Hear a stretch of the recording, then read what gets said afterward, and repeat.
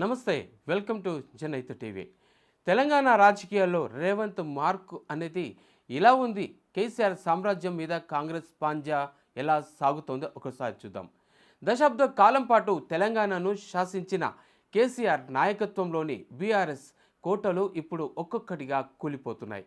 2023 assembly ఎన్నికల విజయం తర్వాత కేవలం అది ఆరంభం మాత్రమేనని నిరూపిస్తూ ముఖ్యమంత్రి రేవంత్ రెడ్డి రాష్ట్ర రాజకీయాల్లో తనదైన శైలిలో ఒక పట్టును వేగంగానే బిగిస్తున్నారని చెప్పొచ్చు.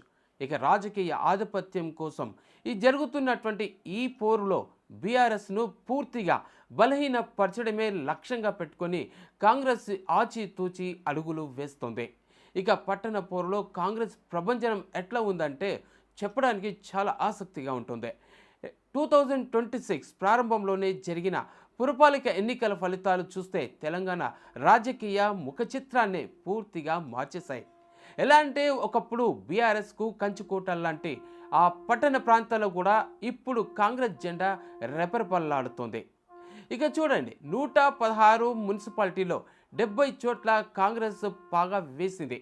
ఎలాగంటే 7 మున్సిపల్ కార్పొరేషన్లలో 4 చోట్ల ఘన విజయం సాధించింది.